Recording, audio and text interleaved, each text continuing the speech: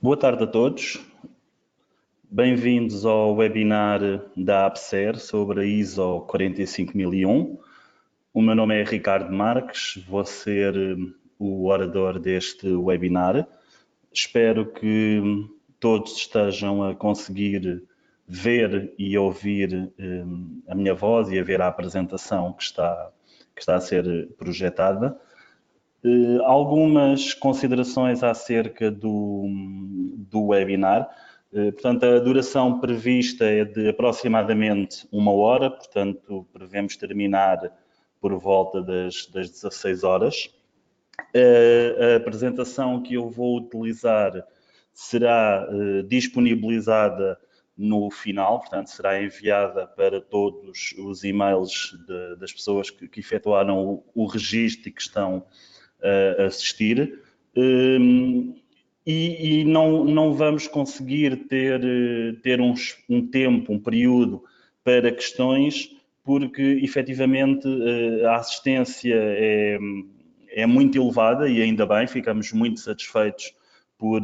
a procura ser elevada e por todos estarem presentes neste webinar, mas efetivamente para depois abrirmos um espaço de questões em termos de capacidade de resposta e de logística, ficaria muito difícil. No entanto, poderão sempre fazer-nos chegar as perguntas, seja através aqui das mensagens, seja depois diretamente para a APSER, que nós tentaremos, dentro das nossas capacidades e de um período de tempo razoável, responder a todas as vossas questões e a todas as vossas dúvidas. Assim sendo, vamos dar início ao webinar propriamente dito, acerca da ISO 45001, e o que nós vamos falar é das principais diferenças entre a norma ISO 45001 de Sistemas de Gestão de Segurança e Saúde no Trabalho e aquilo que era a versão anterior de norma para este sistema de gestão, que era a OSHAS 18001. Os temas que nós vamos abordar será então a norma, principalmente ao nível da estrutura de alto nível. Vamos passar também pelas novidades, o que é que esta norma nos traz que seja diferente daquilo que havia antes, e falar também dos próximos passos a fazer para as organizações que necessitam de fazer a migração para este referencial e partilhar convosco o plano de migração desta norma com as várias etapas e os vários prazos para cada uma dessas mesmas etapas. Começando então com aquilo que é a estrutura de alto nível da ISO 45001. Portanto, como sabem, a estrutura de alto nível está definida pela ISO como a estrutura aplicável a todas as normas de sistemas de gestão, é composta por 10 capítulos e esta norma vai alinhar também os requisitos dos sistemas de gestão de segurança e saúde no trabalho por essa mesma estrutura, o que na realidade vem também facilitar a integração desta norma e deste sistema de gestão com os restantes, nomeadamente com o sistema de gestão da qualidade, a ISO 9001 e a ISO 14001 no sistema de gestão ambiental, e tendo já esta estrutura comum, portanto, facilita efetivamente nas organizações que pretendem ter um sistema integrado e que partilham os vários referenciais. Como eu referi, esta estrutura de alto nível é composta por 10 capítulos, começa com o objetivo e campo de aplicação, as referências normativas, os termos e as definições, e eu aqui depois, durante a apresentação, vamos ver aqui algumas particularidades, começando logo nos termos e definições. Por vezes temos a tendência de saltar logo para o capítulo 4, que é o contexto da organização, mas efetivamente esta norma tem aqui alguns termos e definições que convém que nós consigamos clarificar logo desde o início, para depois perceber bem como é que podemos implementar toda a norma. E temos depois então o capítulo 4, que é o contexto da organização, que é muito semelhante a qualquer outro sistema de gestão, uma 9000, uma 14001, que tem como subcláusulas o compreender a organização e o contexto, compreender as necessidades e as expectativas dos trabalhadores e de outras partes interessadas, determinar o âmbito do sistema de gestão da segurança e saúde no trabalho e depois o sistema de gestão de segurança e saúde no trabalho. A seguir vem o capítulo 5, sendo que o capítulo 5 é o capítulo de liderança, e aqui é onde surge uma primeira particularidade, digamos assim, desta norma, que tem a ver com o facto da Comissão Técnica da ISO ter resolvido alocar o requisito de consulta e participação dos trabalhadores a este capítulo da liderança. Isso é revelador da importância que efetivamente é dada a este processo de consulta e de participação dos trabalhadores e coloca-o exatamente no capítulo que diz respeito à gestão de topo das organizações, portanto, ao mais alto nível das organizações, e demonstra efetivamente aquilo que é a relevância e a importância que deve ser dada a este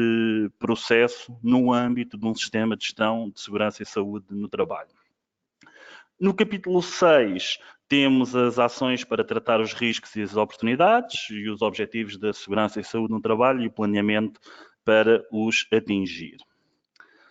No capítulo 7, é o capítulo que diz respeito a todas as atividades e processos de suporte, nomeadamente os recursos, as competências, a consciencialização, a comunicação, a informação documentada. Também há aqui neste capítulo 2 ou 3 pormenores que iremos ver mais à frente, nomeadamente em termos de consciencialização e de comunicação que são relevantes para esta situação. E a seguir o capítulo 8, a operacionalização, que tem muito a ver com o planeamento e o controlo operacional, portanto, tudo o que diz respeito à parte de controlo de perigos, riscos, em todas as atividades que as organizações estão a desempenhar, e também a parte de preparação e resposta à emergência, no que diz respeito à capacidade que as organizações têm de ter para, em caso de necessidade, agir para proteger a saúde e proteger os seus trabalhadores. O capítulo 9 tem a ver com a avaliação do desempenho do sistema, portanto, tudo o que diz respeito à parte de monitorização e medição, avaliação de desempenho, a ferramenta de auditoria interna e também a revisão pela gestão. E, finalmente, o capítulo 10, que está diretamente relacionado com a parte da melhoria e é onde nós encontramos a parte dos incidentes, a parte das não conformidades e ação corretiva e também o ponto da melhoria contínua. Vendo agora um pouco mais em detalhe alguns dos aspectos, alguns dos requisitos ou capítulos onde nós vamos detalhar um pouco mais as principais alterações e algumas questões que serão relevantes, nomeadamente na parte da análise do contexto, das partes interessadas, riscos e oportunidades, gestão de topo, auditoria interna, comunicação e consciencialização, na parte também da monitorização e medição, a revisão, consulta e participação e também a gestão das alterações. Entrando na parte que tínhamos referido há pouco dos termos e definições, gostaria de começar por partilhar convosco e ver convosco aquilo que é a definição de trabalhador. E esta definição é muito relevante porque vai nos dar o ponto de partida da abrangência do nosso sistema de gestão de segurança e saúde no trabalho. E aquilo que a norma define como definição de trabalhador é pessoa que executa trabalho ou atividades relacionadas com o trabalho que estão sob o controle da organização. E depois tem aqui 3 notas que acabam por esclarecer e explicitar melhor o que é que se quer dizer com esta definição de pessoa que executa trabalhos ou atividades relacionadas com o trabalho. E aqui na nota 1 diz pessoas que executam trabalho ou atividades relacionadas com o trabalho sob várias modalidades, portanto sejam elas remuneradas ou não, sejam regulares ou temporárias, intermitentes ou sazonais, casualmente ou em regime de tempo parcial. Portanto, basicamente, acaba por abranger a totalidade das pessoas que estão a trabalhar na organização, independentemente do seu vínculo, de serem estagiários, de serem voluntários, de serem part-time, de ser a tempo inteiro, de ser uma substituição de uma licença de maternidade, de ser uma substituição de um colaborador em doença, enfim. Esta nota diz que qualquer que seja a pessoa, independentemente do seu vínculo de ligação e da sua permanência, fica abrangida pela definição de trabalhador. Depois, na nota 2, a secção diz que os trabalhadores incluem também a gestão de topo e pessoas com e sem funções, portanto, as gerências, a administração, conselhos de administração, administradores não executivos, enfim, todas as pessoas estão também aqui incluídas nesta definição de trabalhadores. E, finalmente, na nota 3, diz que o trabalho ou atividades relacionadas com o trabalho desenvolvidos sobre o controle da organização poderão ser desenvolvidos por trabalhadores empregados pela organização ou por outras pessoas, incluindo os trabalhadores de fornecedores externos, prestadores de serviços individuais, trabalhadores temporários e por outras pessoas, na medida em que a organização partilhe o controle sobre o seu trabalho ou as atividades relacionadas com o trabalho, de acordo com o contexto da organização.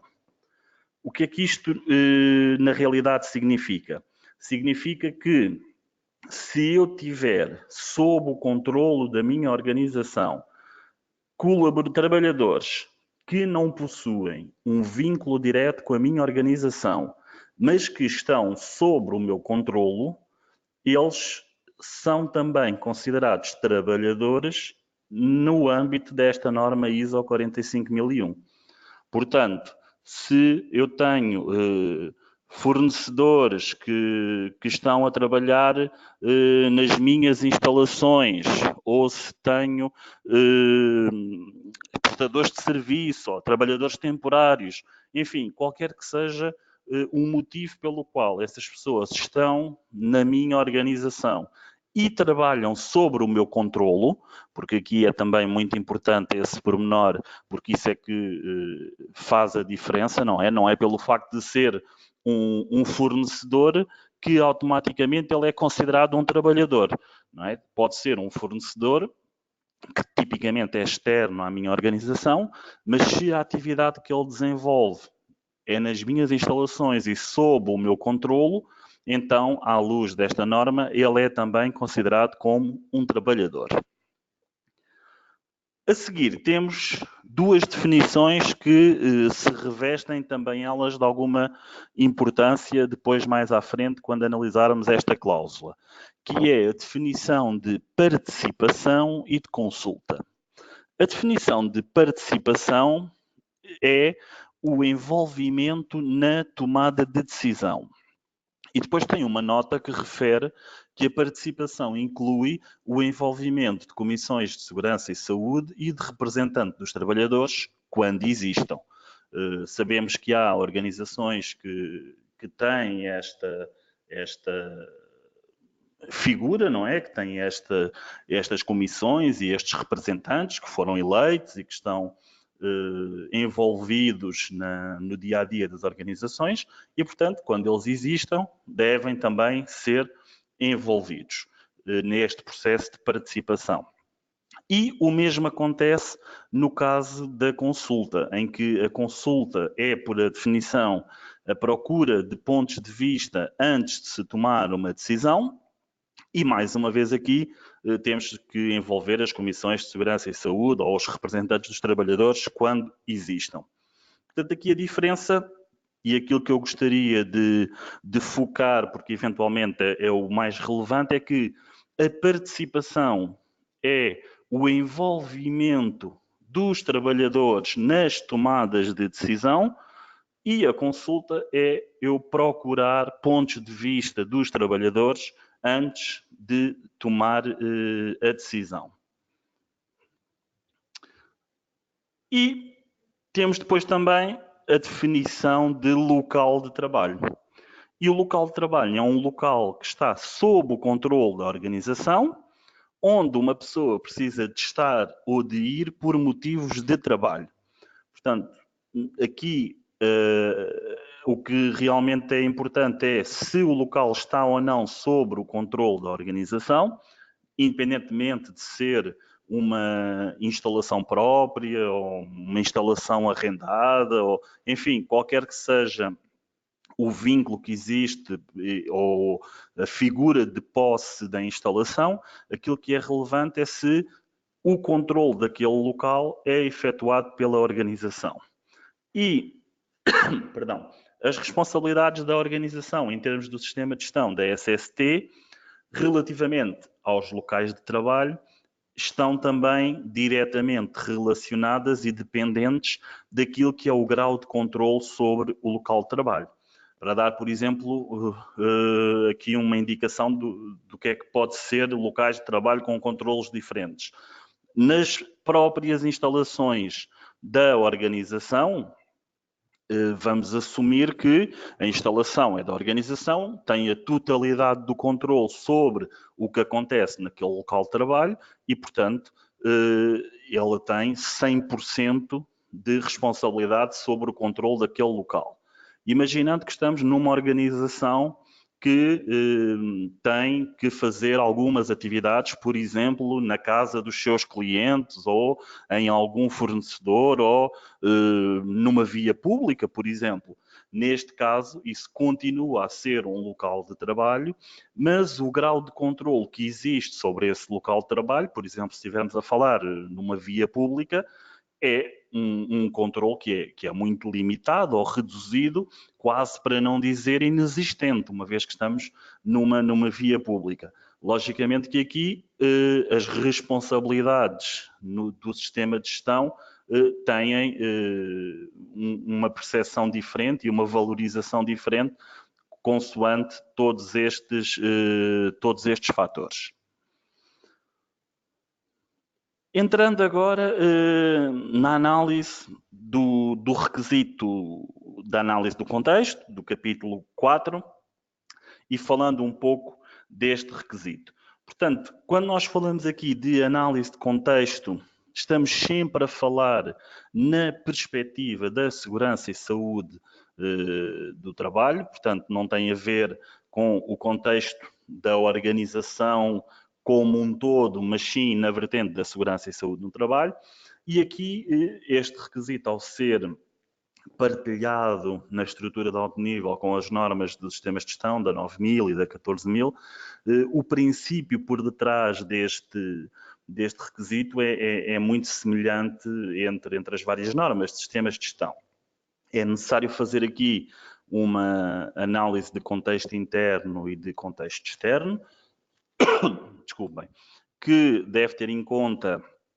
o propósito da organização e os resultados pretendidos, mas não se esqueçam que estamos sempre a pensar numa perspectiva de segurança e saúde no trabalho. Por exemplo, para vos dar aqui algumas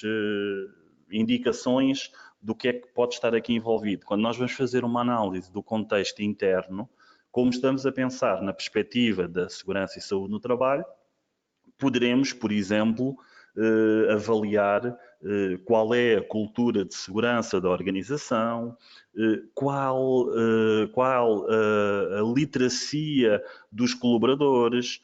qual a idade média dos trabalhadores, tendo em conta as atividades que eles têm que desenvolver, se são atividades com maior esforço físico, com menor esforço físico, se têm que usar máquinas, se não têm que usar máquinas, a complexidade da utilização dessas máquinas, enfim, todas essas questões, perdão, são questões que, estando diretamente relacionadas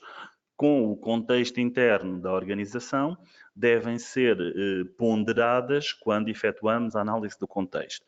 Quando falamos no contexto externo,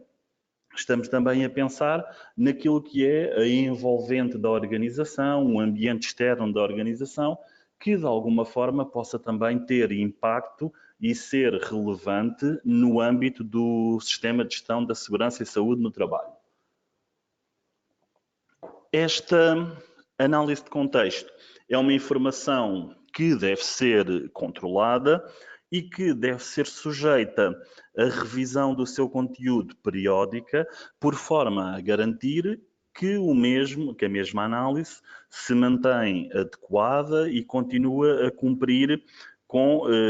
o seu papel e que é relevante para o propósito da organização e dos resultados pretendidos, até porque esta análise do contexto vai servir de base para aquilo que é o cumprimento de alguns dos requisitos seguintes e a avaliação de requisitos mais para a frente, que tem sempre por base esta análise de contexto e a informação que resulta desta atividade. A seguir vem então o requisito das partes interessadas. E aqui há uma questão que é, eu diria que interessante, porque a própria norma considera logo que os trabalhadores são uma parte interessada. O que, tendo em conta que estamos a falar de um sistema de gestão de segurança e saúde no trabalho,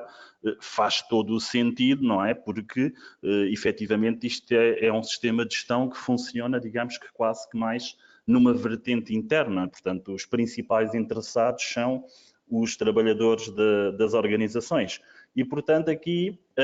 a norma diz logo que partes interessadas são os trabalhadores e outras partes interessadas relevantes. E aqui,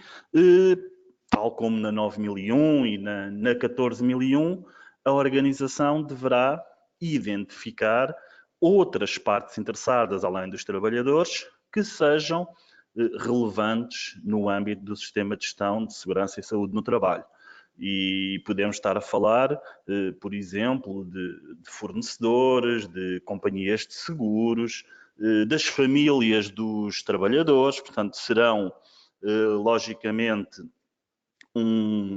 uma parte interessada muito relevante naquilo que diz respeito à saúde e segurança dos trabalhadores. Eventualmente entidades oficiais, uma ACT, enfim, todos os organismos e partes interessadas que tenham efetivamente relevância para o sistema de gestão de segurança e saúde no trabalho. Depois dessa identificação, a organização deverá determinar a sua relevância e aqui poderá criar critérios de valorização, sejam eles qualitativos, quantitativos, enfim, da forma que a organização achar mais adequada, para determinar das partes interessadas identificadas aquelas que efetivamente são relevantes para a organização. E no final, fazer o levantamento das necessidades e expectativas das partes interessadas relevantes que se tornam requisitos do sistema de gestão de segurança e saúde no trabalho. Portanto,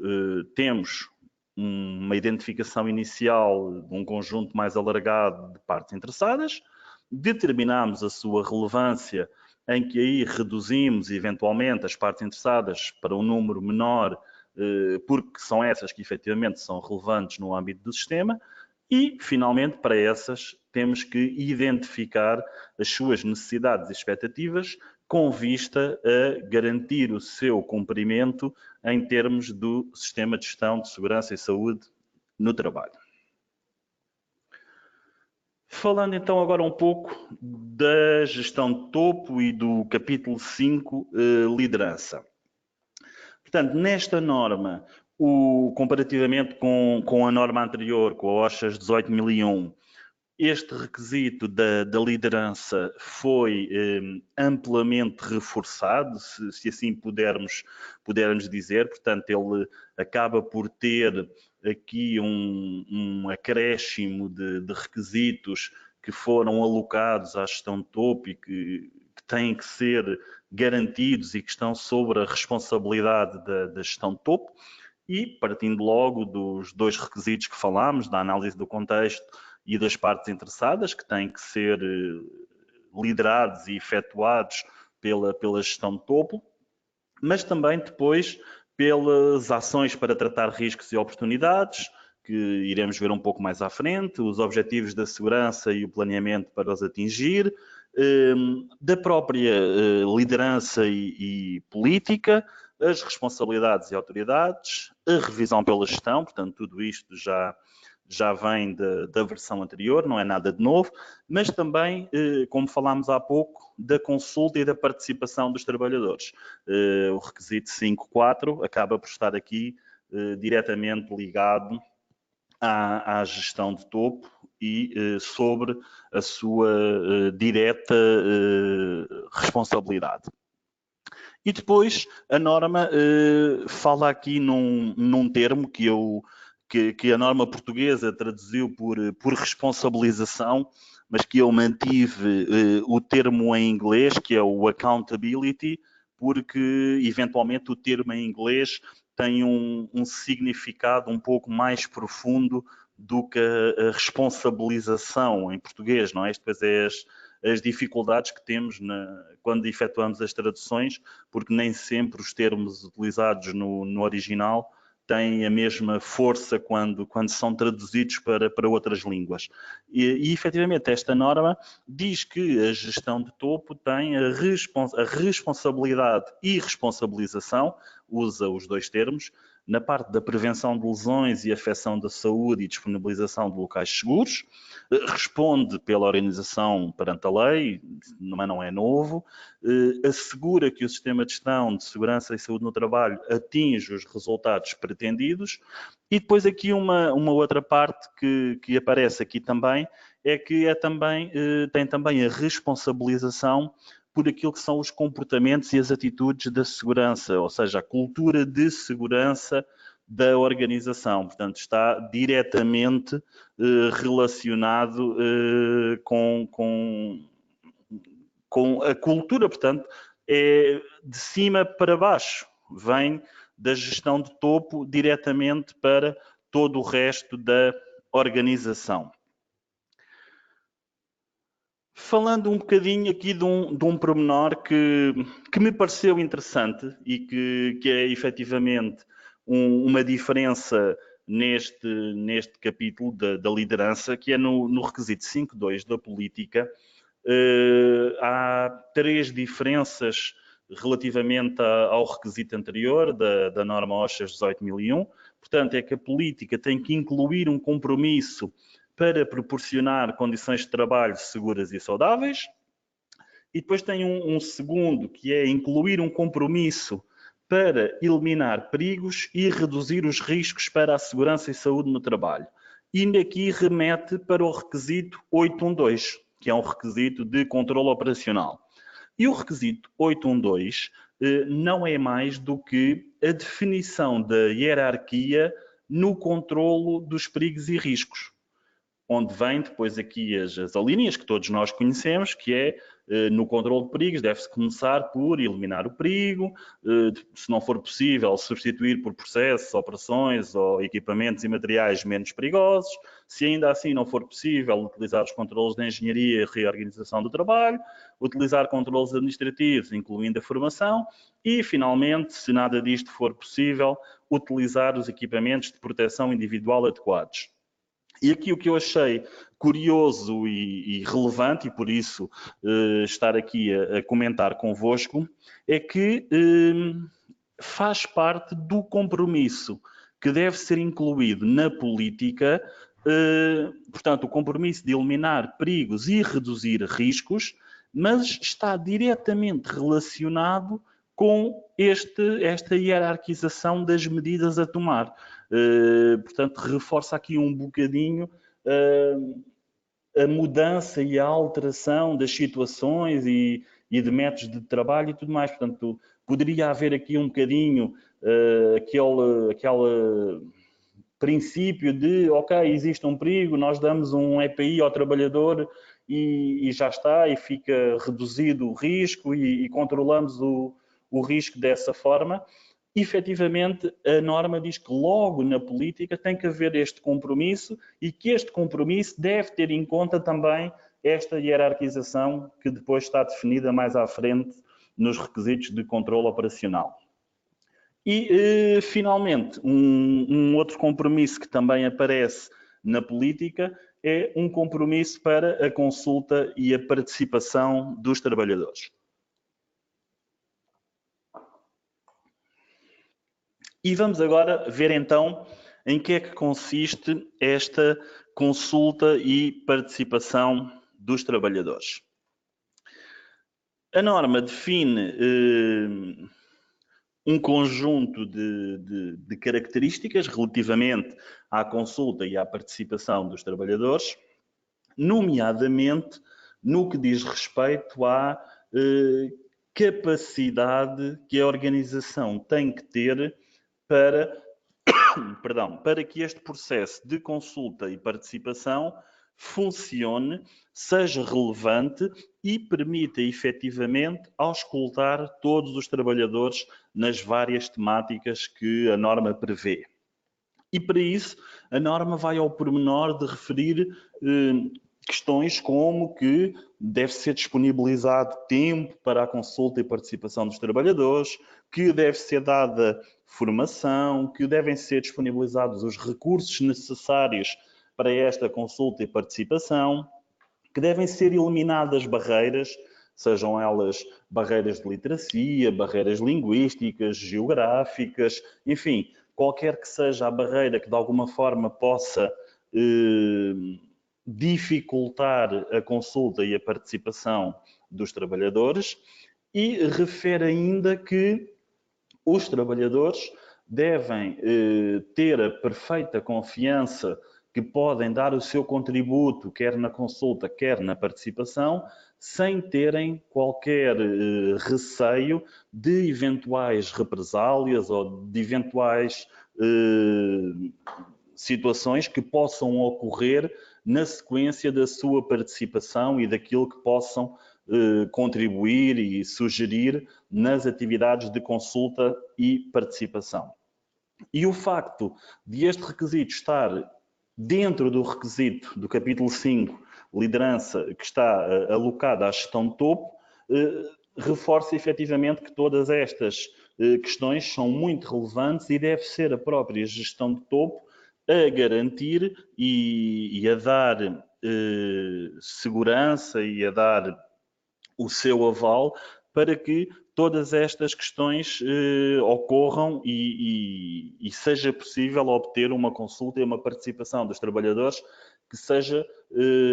benéfica e que permita também a melhoria e o desenvolvimento do sistema de gestão de segurança e saúde no trabalho.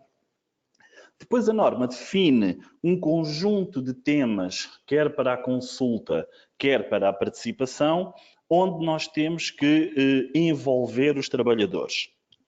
E aqui relembrava-vos a definição que vimos no início, em que consulta é a procura de pontos de vista antes de tomar uma decisão. E então aquilo que a norma diz é que nós temos que falar com os nossos trabalhadores, temos que os consultar para obter os pontos de vista dos trabalhadores relativamente a estes temas, no mínimo, que estão aqui, nomeadamente as necessidades e as expectativas das partes interessadas, as auditorias, os objetivos, a política, a melhoria contínua, a monitorização, medição e avaliação, responsabilidades e autoridades, o cumprimento dos requisitos legais e a subcontratação, compras e contratação. Portanto, no mínimo, no que diz respeito à norma ISO 45001, temos que consultar os nossos trabalhadores, portanto, procurar pontos de vista antes de tomarmos uma decisão acerca destes 9 temas que aqui aparecem. E depois temos também a parte da participação, onde está também definido que, efetivamente, peço desculpa, aqui a participação, onde estão também definidos os temas que temos que envolver os nossos colaboradores, os nossos trabalhadores na participação. E aqui relembro que participação é o envolvimento na tomada de decisão. Portanto, aqui não é apenas procurar o ponto de vista dos trabalhadores, é envolvê-los na tomada de decisão relativamente a estes temas. Determinar os mecanismos para efetuar a participação e a consulta, na identificação de perigos e apreciação de riscos e oportunidades, na definição das medidas de controlo, nas ações para eliminar os perigos e reduzir os riscos, na parte da comunicação, a determinar o que e como será comunicado, na identificação dos requisitos de competência, necessidades de formação e na avaliação da formação, e, finalmente, também nos incidentes, não conformidades e na determinação de ações corretivas. Chama a atenção que estamos sempre a falar aqui dos requisitos de consulta e participação da ISO 45001, mas não podemos descurar nem deixar de falar também naquilo que depois são os requisitos de consulta e participação em termos legais, que na realidade portuguesa estaremos a falar também, como todos saberão, de um conjunto de temas que é significativamente alargado, mas sendo a norma ISO uma norma internacional e de aplicação em qualquer parte no mundo e a qualquer tipo de organização, terá que depois, consoante a realidade de cada país e de cada realidade legislativa, garantir o cumprimento de consulta e participação, não só destes temas que nós abordámos agora aqui, mas também de todos os outros que sejam requisitos legais consoante o contexto e o âmbito, seja ele geográfico ou legislativo, onde a organização está inserida e tem que dar resposta. Continuando, vamos agora falar um pouco dos riscos e oportunidades. E aqui este requisito vai também de encontro muito àquilo que é o requisito da 9001 e da 14001. Portanto, temos que pegar na nossa análise do contexto que fizemos anteriormente, nas necessidades e expectativas das partes interessadas, e depois ter em conta os perigos para a segurança e saúde, os riscos para a segurança e saúde e outros riscos, as oportunidades para a segurança e saúde e outras oportunidades, requisitos legais e outros requisitos, e fazer uma avaliação e determinar aqueles que efetivamente são relevantes para o desempenho do meu sistema de gestão de segurança e saúde no trabalho. Portanto, pode sempre haver aqui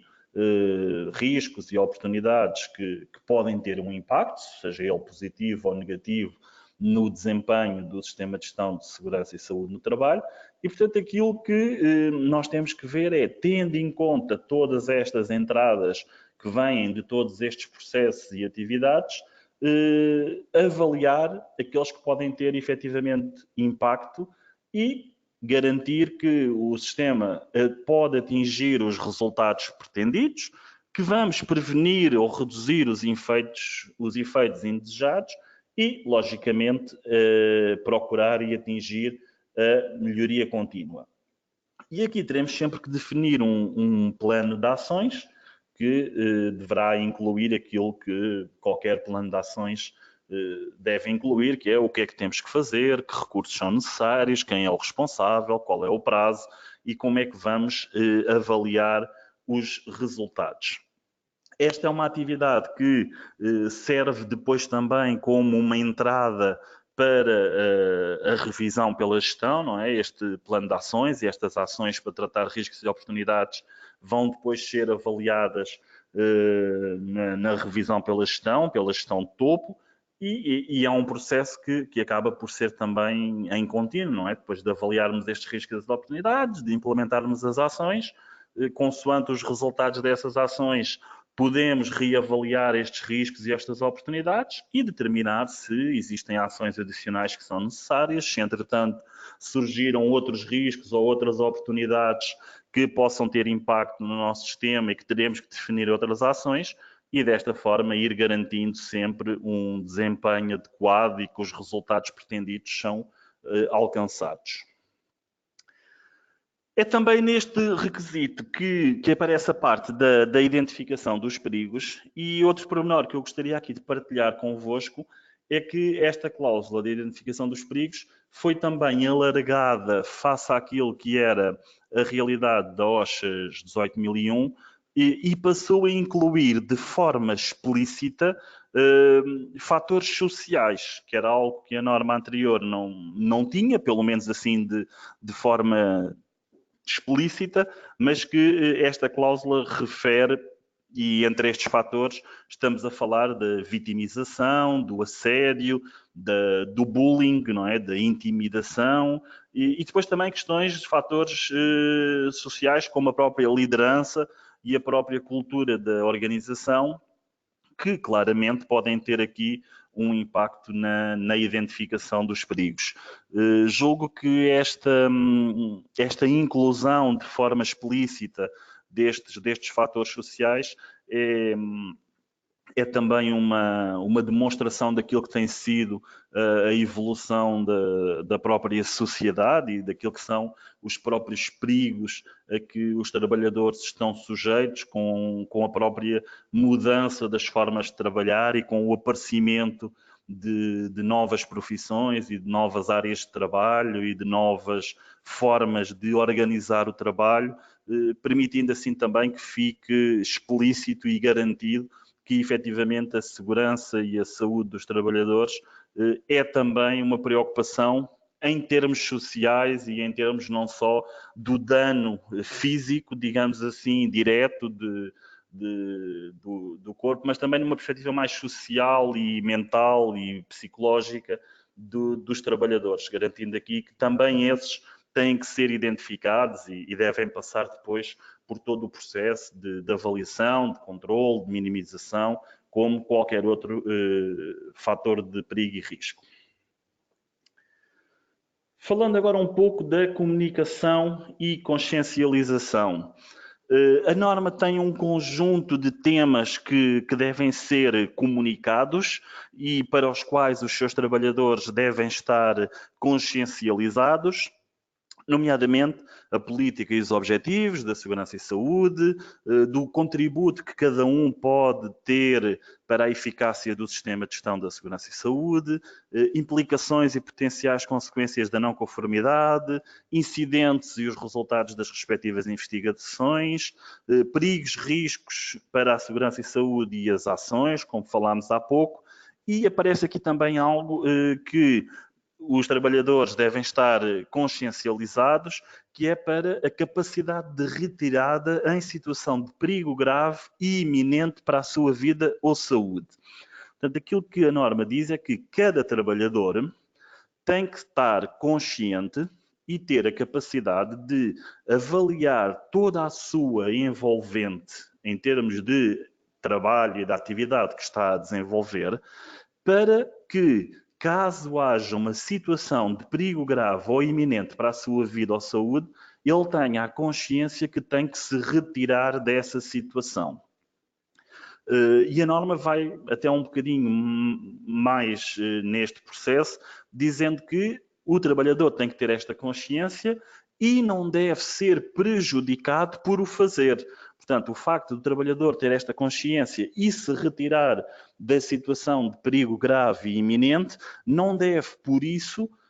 no futuro, após ter tido essa atitude de se retirar, vir a ser penalizado ou a sofrer represálias por o ter feito. Portanto, a norma aqui acaba por incluir aqui este requisito de consciencialização, que é também diferente de tudo o que havia na versão da OSHA 18001. O requisito de gestão das alterações acaba por ter aqui também uma importância um pouco mais relevante, até pela velocidade com que as organizações mudam, os métodos de trabalho mudam, os processos tecnológicos, o conhecimento. Enfim, nós vivemos à velocidade da luz e tudo acontece de forma muito rápida e tudo passa a uma velocidade estonteante e, efetivamente, algumas dessas alterações podem ter impacto no sistema de gestão da segurança e saúde no trabalho. E aquilo que este requisito nos diz é que nós temos que conseguir gerir essas alterações, planeá-las, implementá-las, avaliar o seu impacto, por forma a garantir que as alterações não vão trazer consequências no desempenho do sistema. Portanto, as alterações existem, fazem parte do dia-a-dia das organizações, mas devemos garantir que essas alterações não vão ter impactos negativos na capacidade que o sistema tem de garantir locais de trabalho seguros e de garantir a segurança e a saúde dos trabalhadores. E aquilo que pode aqui ter impacto no sistema, produtos, serviços ou novos processos, ou até mesmo alterações dos produtos, processos ou serviços existentes, alterações dos requisitos legais, alterações do conhecimento ou informação nova sobre perigos e riscos para a segurança e saúde, e até mesmo a evolução em termos daquilo que é o conhecimento e a tecnologia. Portanto, tudo isto são questões que podem e devem ser adotadas pelas organizações, sempre numa perspectiva de melhoria do seu desempenho, mas sempre garantindo que, efetivamente, mesmo também em termos de segurança e saúde no trabalho, continuam a garantir que a finalidade do sistema está a ser cumprida e os objetivos são cumpridos e atingidos. Monitorização e medição. Portanto, em termos daquilo que é a avaliação do desempenho da segurança e saúde no trabalho, deve ser definida uma metodologia, onde vamos determinar o que é necessário medir e monitorizar, que métodos utilizados de forma a garantir que assegurar que temos resultados válidos, qual é a periodicidade, como é que vamos fazer a análise dos dados. Portanto, ter montado um processo que, de alguma forma, nos permite ter informação fiável e que nos permite também tomar decisões e garantir que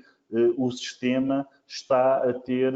o desempenho que é esperado e que as ações que estão definidas e que estão a ser implementadas são efetivamente implementadas de acordo com o definido e que estão a ter os efeitos desejados em termos de desempenho do sistema. Auditoria interna. Aqui mantém-se mais ou menos o requisito muito próximo daquilo que era a versão da OSHA 18001. Portanto, aquilo que é o principal objetivo das auditorias internas é verificar se os requisitos da norma e outros que a organização subscreva, os legais, requisitos das partes interessadas relevantes, são cumpridos e que o sistema está implementado, é adequado e se mantém eficaz. Portanto, é através da ferramenta de auditorias internas que conseguimos também fazer essa monitorização e ter essa avaliação do nosso sistema. Deve estar definida qual é a periodicidade das auditorias. Para definir essa periodicidade, devemos ter em conta a importância dos processos, os resultados das auditorias anteriores E aqui aparece um novo fator que pode influenciar a periodicidade das auditorias, que é o impacto da gestão das alterações. Portanto, como vimos há pouco, nós devemos sempre garantir que qualquer alteração que exista na organização, ela não deve pôr em causa o desempenho do sistema de gestão de segurança e saúde no trabalho. E depois aqui no requisito da auditoria interna, vem também reforçar que esta ferramenta de monitorização deve ser adequada e a sua periodicidade e a sua frequência poderá ter que ser ajustada, tendo em conta o impacto da gestão das alterações que eventualmente possam estar a ocorrer ou estar planeadas ou previstas para ocorrer na organização. A revisão pela gestão. Em termos daquilo que é o requisito em si, tem que ser definida uma periodicidade para garantir a sua contínua pertinência, adequação e eficácia. A mesma deve ser conclusiva, portanto, a revisão pela gestão, a gestão de topo deve concluir sobre o estado do sistema e a sua capacidade de atingir os objetivos pretendidos e os resultados pretendidos.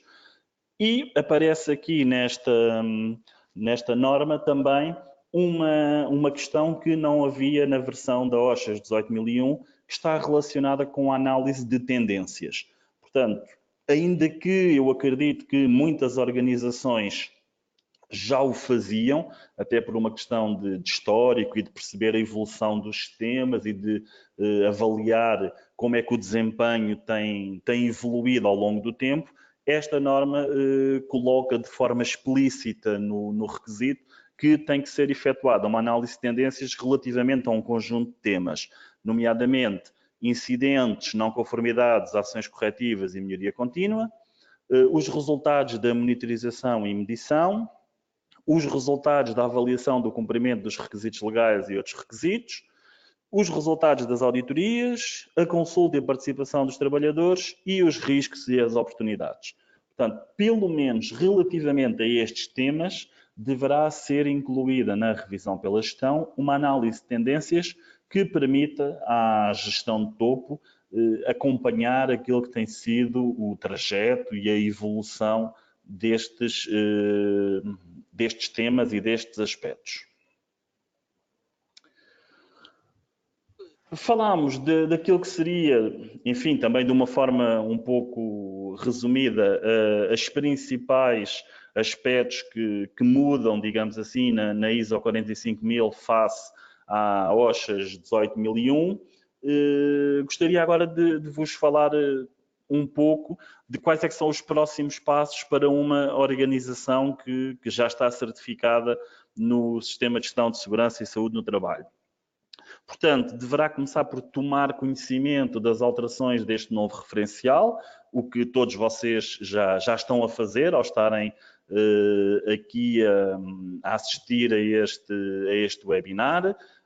Deverão depois também identificar os gaps que têm na organização e eventuais necessidades de desenvolver competências, desenvolver e implementar um plano de ação com as alterações necessárias, formar e sensibilizar adequadamente os intervenientes, atualizar os sistemas, logicamente, tendo em conta estes novos requisitos e verificar a sua eficácia. E, finalmente, contactar a ABSER para planear uma avaliação preliminar ou a auditoria de migração. Quais são os prazos e as etapas do plano de migração? Portanto, a norma ISO 45000 foi publicada no dia 12 de março de 2018. Há pouco mais de um mês, no dia 16 de dezembro de 2019, tivemos a publicação da versão portuguesa da NP ISO 45001 de 2019, portanto ficou esta versão da NP com um ano diferente da ISO. É diretamente a tradução da ISO 45001, portanto não tem qualquer diferença da versão ISO, é uma tradução. O período de migração definido é de 3 anos, portanto vão coexistir as certificações de OSHAS 18001 e da ISO 45000 até 2021, sendo que no último ano, portanto, que estamos praticamente já a entrar no último ano do plano do período de migração, a partir de 12 de março de 2020, todas as auditorias deverão ser já realizadas de acordo com a ISO 45001. Isto significa que a 12 de março de 2021 é o final do período de migração e, a partir desta data, apenas serão considerados válidos certificados emitidos pela ISO 45001. Todos os certificados OSHAs que estejam ainda em vigor à data de 12 de março de 2021, portanto, daqui a pouco mais de um ano, deixarão de ser reconhecidos, uma vez que a partir desta data apenas será reconhecida como uma norma de requisitos para sistemas de gestão de segurança e saúde no trabalho, a ISO 45001. Se pretenderem aprofundar um pouco mais este tema, uma vez que, enfim, este webinar acaba por ser um pouco limitado no seu tema e nos temas, no tempo e nos temas que são abordados. A APSER disponibiliza uma formação específica também de migração para a ISO 45001, que tem uma duração de um dia, pode ser realizada quer no Porto, quer lá em Lisboa. Poderão consultar estas ações de formação através do nosso site, www.apsergroup.com, escolhendo o separador da educação e formação, onde tem depois as datas e os conteúdos que são abordados nesta formação específica de migração. Para aquelas pessoas que tenham interesse em conhecer de forma mais profunda a norma ISO 45000 e não apenas as diferenças face à versão da OSHAS 18001, disponibilizamos também cursos de interpretação da ISO 45000, estes um pouco mais prolongados no tempo, com uma duração de 3 dias, onde aqui sim são analisados com detalhe todos os requisitos da norma e existe a possibilidade de aprofundar os vários temas e de tirar as várias dúvidas. Resta-me agradecer a participação de todos. Foi com muito gosto que estive aqui convosco a partilhar um pouco daquilo que é as diferenças da ISO 45001. Como eu referi no início, a apresentação será disponibilizada a todas as pessoas que se inscreveram e que estiveram a assistir através dos e-mails que nos indicaram no processo de inscrição. Caso pretendam, eu fui notando que ao longo do tempo foram surgindo algumas questões aqui no nosso chat. Caso pretendam colocar ainda mais questões, poderão fazê-lo também através do chat ou através diretamente para a APSER, dos e-mails, que nós vamos tentar responder a todos, porque seria inviável abrir agora um tempo de questões para que todos pudessem participar, mas tentaremos em tempo útil responder o melhor possível às dúvidas e às questões que nos queiram colocar. Mais uma vez, resta-me agradecer a presença de todos. Espero que este webinar tenha sido proveitoso para esclarecer algumas das questões que eventualmente tivessem e para ajudar-vos no processo de migração para a ISO 45000 das vossas organizações, por forma a garantir que efetivamente este processo de transição ocorra da melhor maneira e com o sucesso desejado e que brevemente todos possam ter a certificação ISO, a certificação ISO 45001. Muito obrigado a todos e boa tarde.